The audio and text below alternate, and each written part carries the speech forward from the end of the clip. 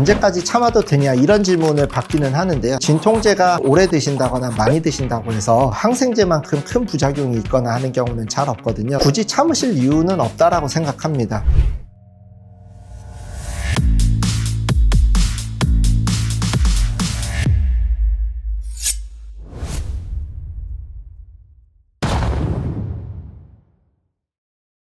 안녕하십니까? 치과의 성지연 채널의 성지연 원장입니다. 치통이 생겼을 때 근처에 있는 치과를 방문하셔서 원인에 대한 조치를 받는 게 최우선이긴 한데 그럴 수가 없는 상황들도 있잖아요. 진통제로 좀 버텨야 되는 상황들이 있을 수 있을 것 같습니다. 어떻게 하면은 효과적으로 통증을 줄일 수 있을지 얘기를 해보는 시간을 가져보도록 하겠습니다. 치통의 원인이라고 하면은 급성 통증과 만성 통증이 있거든요. 만성 통증이라고 하면은 욱신욱신하게 불편하다 이런 표현들을 많이 쓰세요. 통증의 정도가 심하지는 않은 경우가 많습니다. 턱관절 근육에서 생기는 불편한 감각이라거나 치주염이 생겼을 때 생기는 욱신한 통증들이 만성 통증의 대표적인 예라고 할 수 있을 것 같은데요. 이런 경우는 진통제를 드셔야 될 정도로 통증의 정도가 심하지는 않은 경우도 많습니다. 반대로 이제 급성 통증이라고 하면은 통증의 정도가 심합니다. 환자분들께서 불편함을 호소하시면서 오셨을 때 이 통증 때문에 잠을 못 주무시거나 약을 드셔야 될 정도로 불편하셨습니까? 라는 질문을 하거든요. 그거는 이 통증 자체가 급성 통증인지 만성 통증인지를 구분하려는 노력이기도 하고요. 만성 통증이라고 하면 잇몸 주변의 염증 때문일 가능성이 높다라고 생각을 하고 접근하기도 하고, 급성 통증이라고 하시면은 치아의 신경 쪽에 탈이 나서 가령 급성 치수염 같은 상황일 가능성을 두고서 진단을 합니다. 만성 통증에도 통증이 심하고 불편감을 줄이시려고 하면은 약을 드시는 게 좋을 것 같고요. 급성 통증이라고 하면 약을 드시지 않고서는 버티기가 힘들 정도로 통증이 심한 경우가 있기 때문에 약을 빨리 드셔야 된다. 언제까지 참아도 되냐 이런 질문을 받기는 하는데요. 굳이 참으실 이유는 없다라고 생각합니다. 진통제가 부작용이 전혀 없는 것은 아니지만 오래 드신다거나 많이 드신다고 해서 항생제만큼 큰 부작용이 있거나 하는 경우는 잘 없거든요. 괜히 참으시면서 힘들어 하시는 것보다 그때그때 진통제는 잘 챙겨 드시는 게 좋다라고 생각하고 있습니다. 가장 많이 쓰이는 진통제라고 하면은 타이레놀이라고 하는 상품명으로 알려진 아세트아미노펜이라는 제제가 가장 많이 쓰이고 있습니다. 요거 같은 경우는 약국에서도 판매하고 있고 편의점에서도 많이들 가지고 있어가지고 흔하게 우리가 구비할 수 있는 진통제라고 생각하시면 됩니다. 가장 유명하다라는 거는 가장 부담 없이 쓸 수 있는 것 같아요. 위장의 어떤 부작용이 가장 적은 약이긴 하거든요. 다른 진통제에 알러지가 있거나 위장의 부담을 느끼신다 하시면은 부담 없이 처방할 수 있는 그런 약 제제가 아닌가 싶습니다. 진통 해열제이기 때문에 진통 효과도 있고 해열의 효과도 있습니다. 그런데 치과에서 생기는 통증 같은 경우는 염증이 원인이 되기는 하기 때문에 통증만 줄여주고 근본적인 원인인 염증을 줄여주는 효과가 부족하다라는 게 아쉬울 수 있다. 주의하셔야 되는 거는 아세트아미노펜 같은 경우는 간에서 대사가 되기 때문에 간 독성이 생기거든요. 그래서 술을 드시면서 타이레놀을 같이 드시면은 간 수치를 많이 올리는 부작용을 낳고 있습니다. 아파서 진통제를 드시는 와중에 술을 드신다.